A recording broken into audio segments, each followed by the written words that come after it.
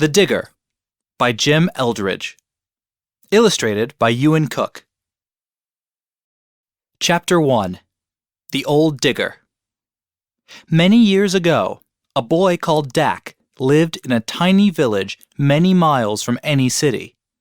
When Dak was a very small child, workmen from the city had come to build a dam near the village so that there would be enough water for crops. They had also started to build a big road so that people in the village could get to towns and cities easily. But one day, without explanation, they had stopped working and left, leaving behind lots of equipment. They had even left a digger.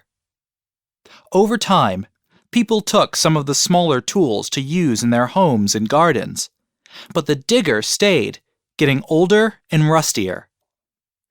Dak often stopped and looked at the digger as he walked by. He thought that it would be a good thing if it could be made to work again. If we got it working, we could sell it and raise money for the village. We could even build a new school, he would say to people as they passed. But the older villagers would shake their heads.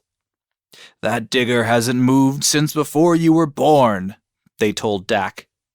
"It has been here for years and years, and no doubt will be here for years to come." But Dak was sure he could get it working. "I'm good with my hands," he said. "I built my bicycle out of spare parts." The villagers all laughed. "Building a bicycle isn't the same as getting a big and rusty old digger working again," one of the elders said. "You have to know how an engine works, and the gears." "I can read about it," said Dak. He showed them a manual he'd found in the cab of the digger. It was old and stained, but it had pictures of the moving parts and diagrams of how they worked. "You'll be wasting your time," said the elder. "That digger will never work again." The only one who didn't try to discourage Dak was his Uncle Riv. He was Dak's mother's brother, and he had a business in the city. Dak's father had died 2 years before, and Uncle Riv often came back to the small village to see his family. He listened to Dak's plan for the digger. "I don't know anything about diggers," Uncle Riv told Dak, "but I know you. You have a good attitude, Dak. If anyone can get that digger going, it's you. But you won't be able to do it on your own. For something as big as that, you'll need help." "Will you help me?" asked Dak. Uncle Riv shook his head. "I'm very busy in the city, but if you can get it working, I'll do what I can to help you sell it.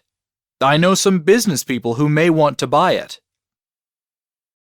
After his uncle had gone back to the city, Dak went to look at the old digger. He took the manual with him and climbed into the cab.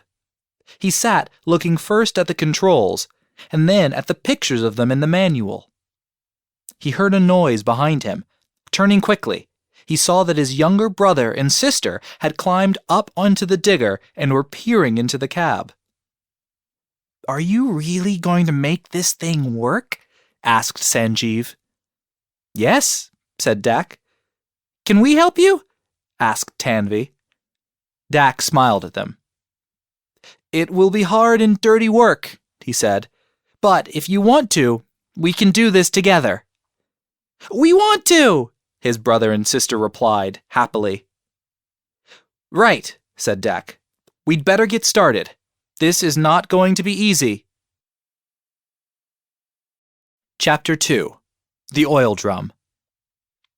Over the next few weeks, the children worked on the digger at every opportunity they could find. They found a set of tools in a box in the cab. They found an old oil drum filled with oil behind one of the digger's huge rear wheels. "We'll use that oil to clean and lubricate the moving parts," said Dak.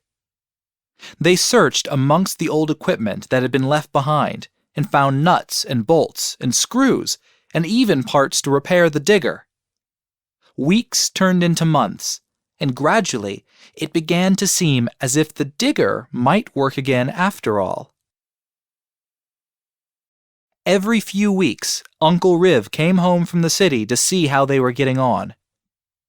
"It's looking good," he said. "Will it work?"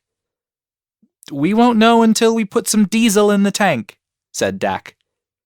One day, when Uncle Riv was making one of his regular visits, he took a plastic can from the boot of his car.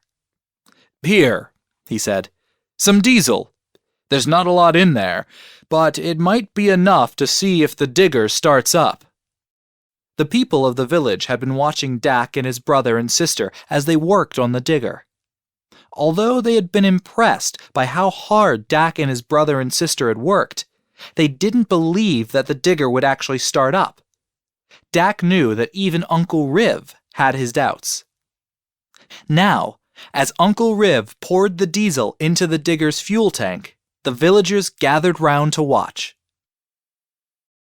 "Do you know how to start it?" asked Uncle Riv. "I've read the manual," said Dak. "It says which buttons to push and which lever to pull." He climbed into the cab and opened the manual. After all the months of hard work, cleaning and fixing, this was the moment that everyone has been waiting for. Now they would find out if Dak was right. He would be left looking very foolish if the digger didn't start. He began to feel very nervous. Chapter 3. Will the engine start? Dak looked out through the cab window at the watching villagers, and at his Uncle Riv and Sanjeev and Tanvi. His brother and sister smiled back at him and gave him a cheery thumbs up. "It has to work," he thought, "if only for them. They trusted me when I told them the digger would work. I can't let them down." He put the levers into the positions indicated in the manual. Then he reached out and pressed the ignition button. Nothing happened. Dak felt sick. He pressed the button again. Still, nothing happened. He looked out at the crowd. His brother and sister were looking anxious, although they were trying hard not to. Dak could see the villagers whispering among themselves and smiling knowingly. As he reached out towards the ignition button a third time, he begged silently, "Please, make it start." Vroom! The sudden roar bursting out from the engine almost made Dak fall from the seat. He gripped the steering wheel tightly as the digger began to shudder and rock. He pulled one of the levers, and the enormous shovel at the front began to rise up slowly. Above the roar of the engine, he could hear a loud cheer. He looked out and realized that it was the sound of the villagers who were leaping up and down, shouting and yelling with excitement. With a big smile on his face, Dak pushed the levers to lower the giant shovel back to ground level. Then he switched off the engine. As he climbed down from the cab, his brother and sister were the first to rush towards him. "It works!" yelled Tanvi excitedly. Uncle Riv ran towards them, a wide smile across his face. "Well done, Dak. Well done, all of you." He looked at the digger, which was still making gurgling noises. "The next question is, can it move?" "I'm sure it can," said Dak, "but we'll need more diesel." "I'll bring some the next time I come," said Uncle Riv, "and I'll bring someone with me. My friend Yash used to drive a digger like this. He'll get it moving." "But I can do it," protested Dak. "I got it working. I should be the one who drives it." "Believe me, Dak, driving something like this isn't easy," said Uncle Riv. "It's not like a car. There are many things to learn. I'll bring Yash along, and you can watch him and learn from him."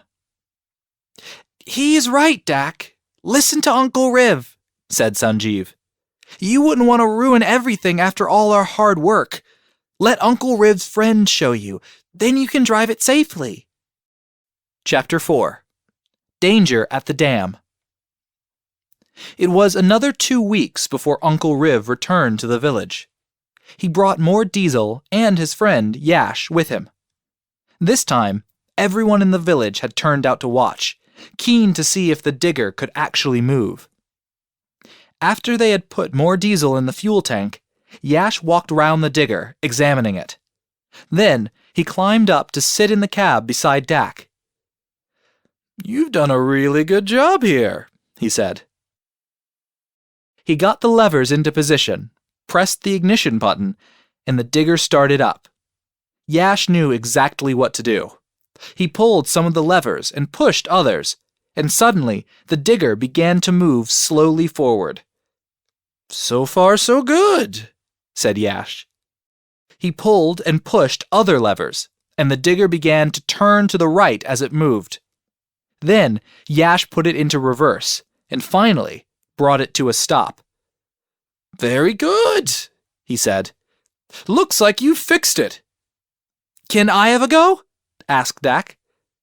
Yash moved along the driver's seat to make room for Dak to sit next to him, and then, as the digger moved slowly, he talked Dak through how to move the digger forward and backwards, and turning left and right. "How am I doing?" asked Dak. "Not bad at all," smiled Yash. He pressed the button to turn off the engine. "Let's save the diesel. We'll practice some more tomorrow." But that night, heavy rains came. There was no chance of driving the digger the next day, nor the day after that. The rains kept coming down so hard that the road was washed out, and Uncle Riv couldn't drive back to the city. Dak had seen hard rain before, but never as heavy as this. The land around the village began to flood, and then the river began to rise up, bursting its banks.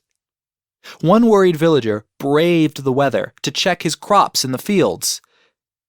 "The dam!" he shouted as he ran through the village. "The dam is cracking with the weight of the water!" "If the dam breaks, the whole village will be flooded," said Uncle Riv. "We can do something to stop that happening," shouted Dak. "We can use the digger." Yash nodded. He knew what Dak had in mind straight away. "If we don't try, the village will be destroyed and everyone will drown," he said. He looked at Dak. "You and I will drive the digger," he said. "It will be dangerous, but we must try." Chapter 5. Can it be fixed? Yash drove the digger out towards the dam. Dak sat beside him. As they approached, they could see the crack in the dam. "Do you think we can stop the dam bursting?" asked Dak. "Yes, we can use the shovel to push tons and tons of boulders and earth against it," said Yash. The rain made it slow work, but Yash knew what he was doing. He moved huge boulders to the bottom of the dam wall and piled them on top of each other. Then he brought other big boulders added to hold them in place. Next, he covered the boulders with shovel load after shovel load of earth. All the time, the rain poured down. Sometimes the digger slid on the wet surface, but each time, the tracks gripped the ground. Finally, the work was done. The crack in the dam wall was hidden behind tons and tons of earth. Yash and Dak watched anxiously to see if any more cracks would appear. And then, just as suddenly as it had begun, the rain stopped. Yash and Dak drove the digger back to the village. All the villagers ran out to meet them. "You have saved the village!" they shouted joyfully. Uncle Riv shook Dak's hand. "Your digger worked," he said. "After this, I will be able to get a good price for it for you. Everyone will know what a strong and reliable digger it is." "Thank you, Uncle," said Dak. "But I've decided not to sell it. We can earn more money if we rent it out. That way, it will bring in money for the village for a long time." Uncle Riv smiled. "That is good business thinking, Dak," he said. How would you like to work for me when you are a bit older?"